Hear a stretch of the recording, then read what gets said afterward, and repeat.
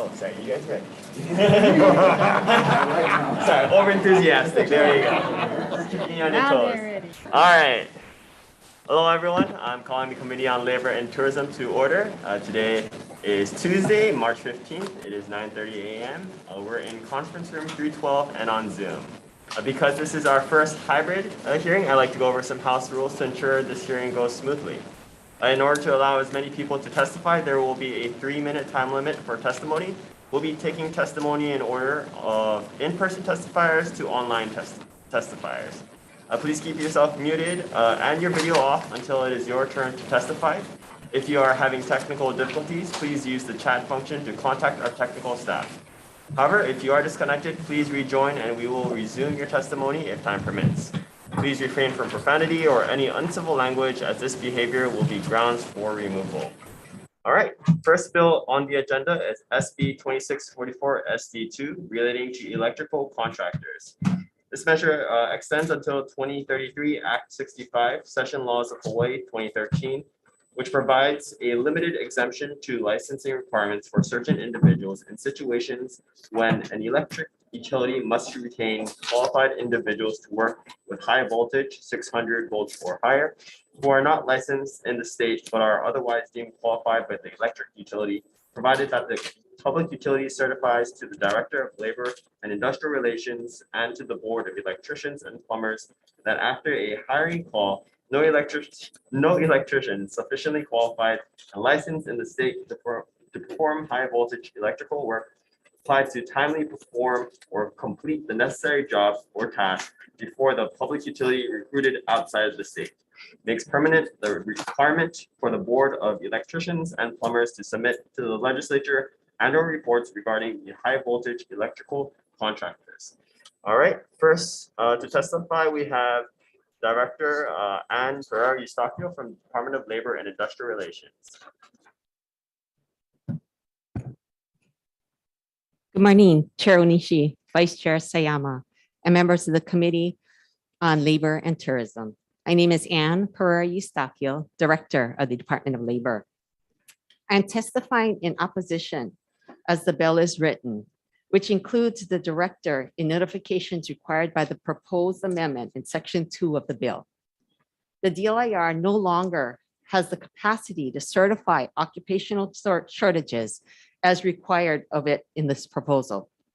The Research and Statistics Office was eliminated in the Department of Labor's budget, which also transferred the Bureau of Labor Statistics section to DBED. Thank you for the opportunity to testify, and I'm available for any questions. Thank you. Thank you, Director. Next, we have Leigh Anna Green, Executive Officer from the Board of Electricians and Plumbers on Zoom. Hi, good morning, Chair, Vice Chair, members of the committee. The board stands, I'm so sorry, I am Leanna. The board stands on its written testimony in opposition of the bill because this exemption for employees of electrical contractors retained by the public utility to perform all high voltage electric work is too broad. High voltage work includes a variety of things, including photovoltaic work, underground work, substations, and the like. And for the the committee's information, there are currently licensed contractors in the state who employ licensed dirty worker electricians to perform this work. Thank you so much for letting us testify.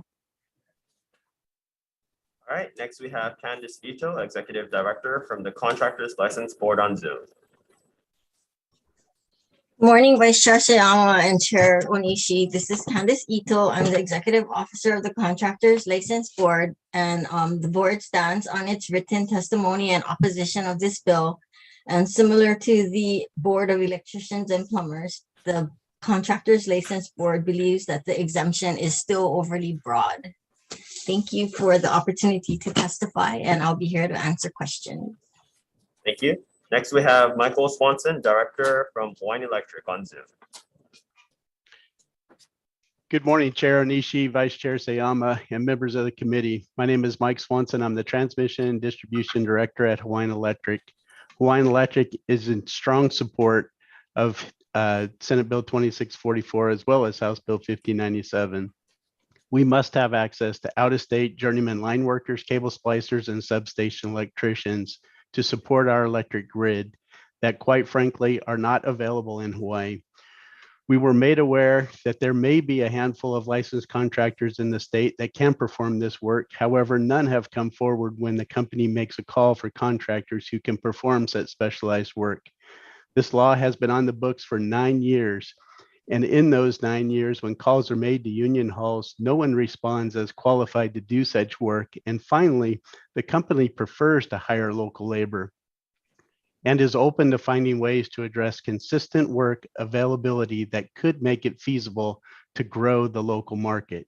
It is specialized training that's required to work in high voltage environments, climbing poles with energized conductors, using rubber glove and live line work methods, splicing lead and poly cable in confined space manholes with energized circuits, working in specialized substation equipment and energized equipment right next to the worker, being transported 150 foot below a helicopter, which is known as long lining, and being dropped off on a transmission tower with energized 138,000 volts.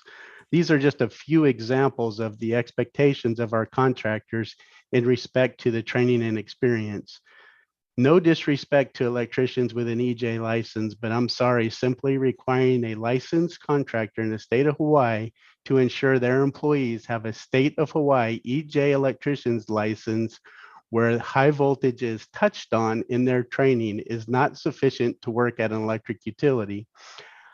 Hawaiian Electric strives to perform much of the work with internal resources, but must rely on contractors who have the expertise and the appropriately trained high voltage personnel to assist in constructing, repairing, maintaining our high voltage system. The resources needed to supplement our workforce simply do not exist in Hawaii. There is no bench. The reason for this lack of bench is simple. High voltage linemen, cable splicers, and substation electricians who work for a utility contractor frequently leave Hawaii to find other work when work is no longer available in Hawaii. Their skills are in high demand across the country. When work dries up in Hawaii, these high voltage workers can go to any IBEW local in another state that has work available. I'd like to thank you for the opportunity to testify on this matter, and I'll be available for questions. Thank you. Members, any questions for the testifiers? I have a question. Go ahead. For the board representative, and I apologize, I don't know, it might be Candice Ito.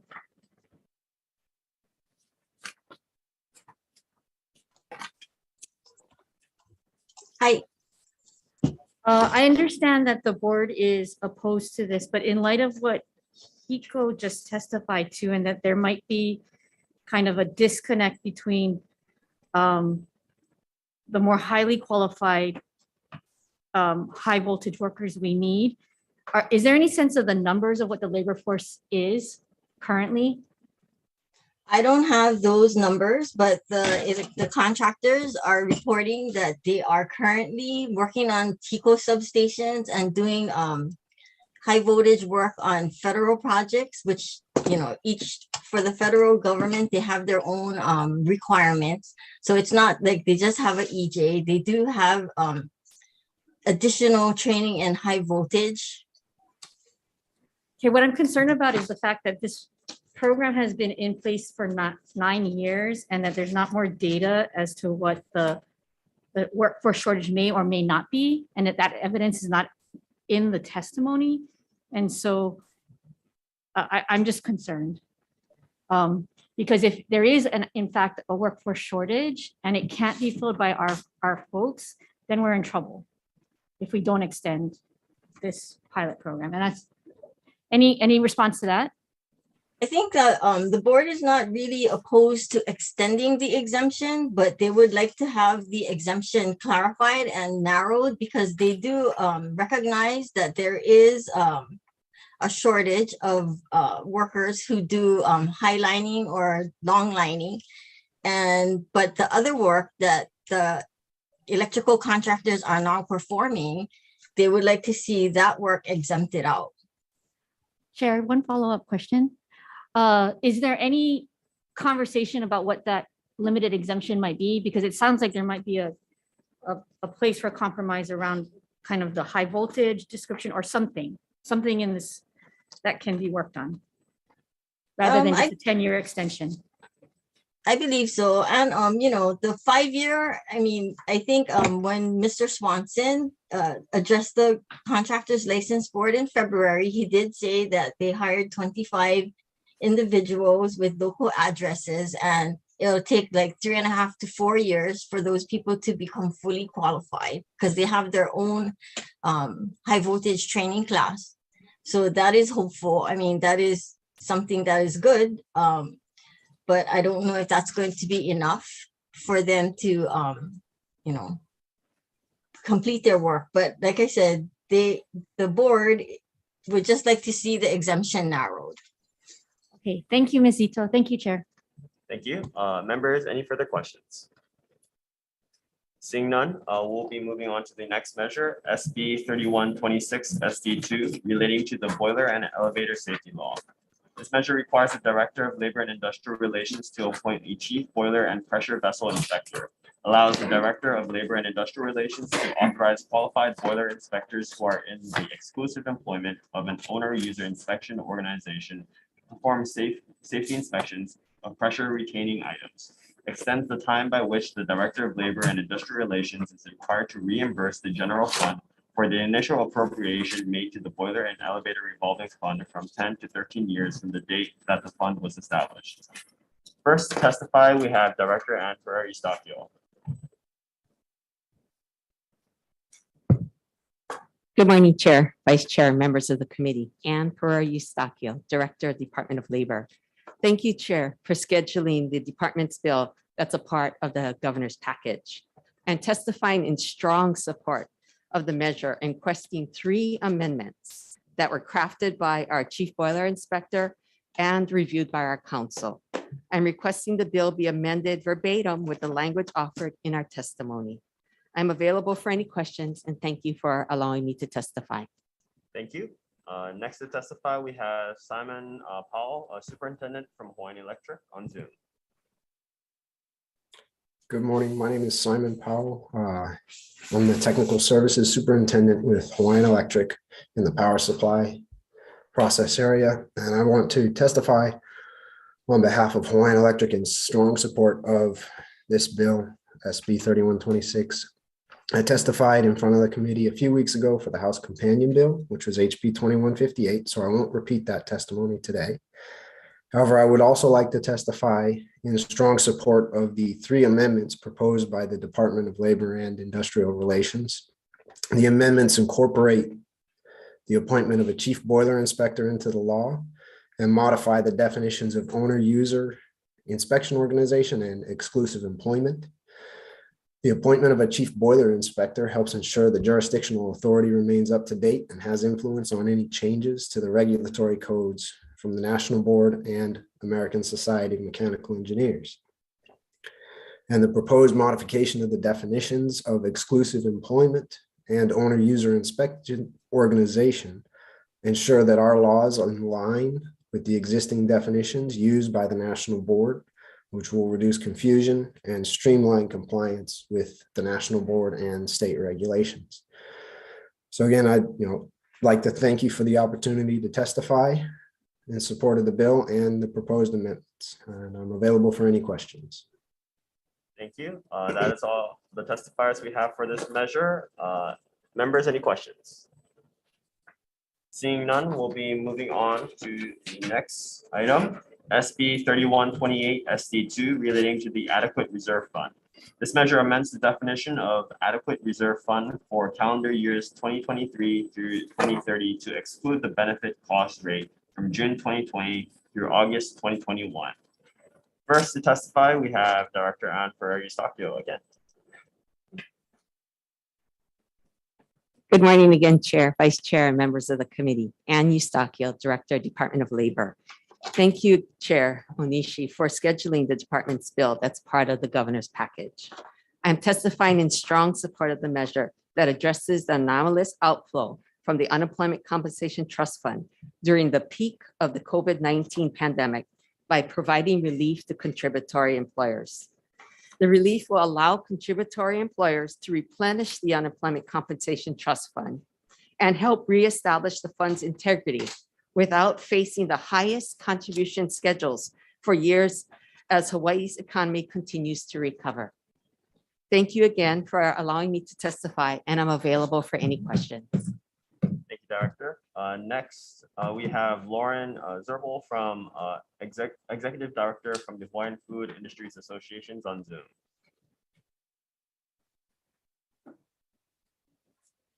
Not here, okay. Moving on, we'll go to Tom Yamachika from Tax Foundations of Hawaii on Zoom. Thank you, Chair. Vice Chair Tom Yamachika from Tax Foundation of Hawaii will stand on our written testimony, will be available for questions. Thank you very much. Thank you, Tom.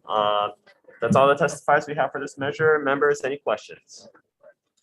Seeing none, we'll be moving on to the final item on the agenda, SB 3142, SC1, relating to the workers' compensation law.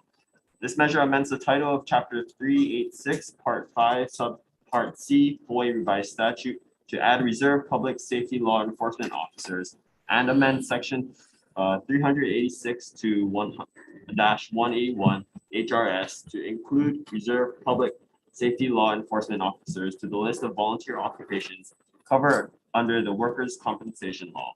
Allows reserve public safety law enforcement officers who are injured under the conditions specified in sections 386-3 HRS to receive workers' compensation. Adds reserve public safety law enforcement officers to the list of volunteers who are covered under the conditions for computing average weekly wages. First to testify, we have Director Ann Pereira-Eustaquio. Good morning again, Chair, Vice Chair, members of the committee. Ann Eustaquio, Director, Department of Labor. I'm testifying in strong support of this Public Safety Department's bill that's a part of the governor's package that adds reserve public safety law enforcement officers to list of volunteer personnel covered by workers' compensation. Thank you for allowing me to testify, and we're available for any questions. Thank you. Thank you. That is all the testifiers we have for this measure. We have one written testimony in support from Alan Urasaki as an individual. Members, any questions? Seeing none, we'll take a short recess for decision making.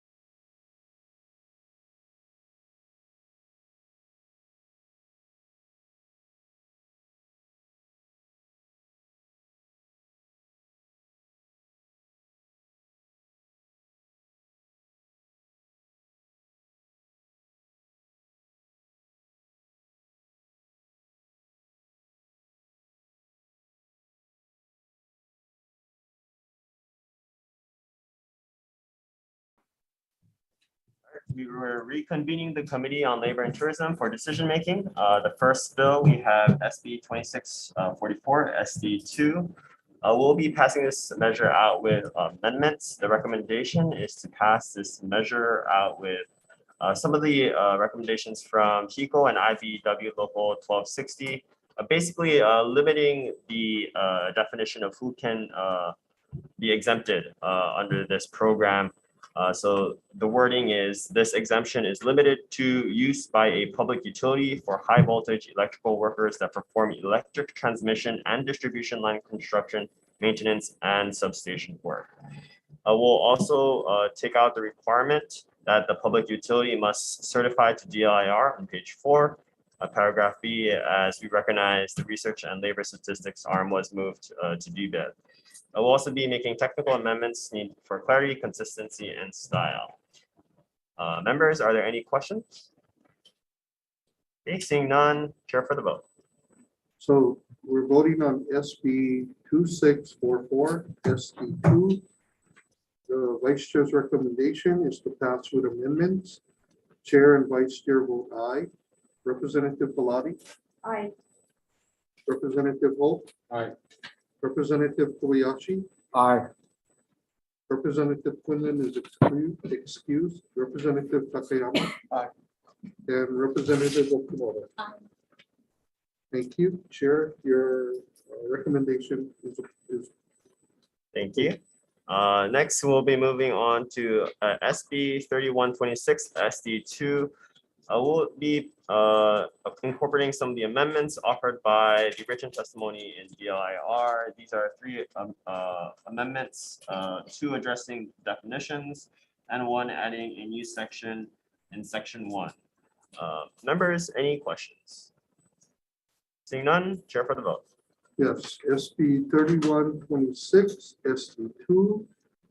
Vice Chair's recommendation is to pass with amendments, noting the excused absence of Representative Quinlan. Any representatives voting with reservations? Any voting no? Chair, your recommendation is adopted. Thank you. Next, we have SB 3128, SD2. The recommendation is to pass this bill as is. Any questions, concerns, members? Seeing none, chair for the vote.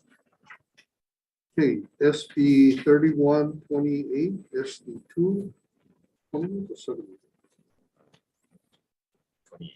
28, SD2. Vice Chair's recommendation is to pass as is, noting the excused absence of Representative Quinlan. Any members voting with reservations? Any no votes? Chair, your recommendation is adopted. Thank you. Finally, SB 3142, SD1, we'll be passing this measure out as is. Members, any questions, concerns? Seeing none, chair for the vote. SB 3142, SD1. Vice Chair's recommendation is to pass as is, noting the excused absence of Representative Quinlan. Any members voting with reservations? Any no votes? Vice Chair, your recommendation is approved. Thank you. Thank you, members. Thank you, testifiers. This hearing is adjourned.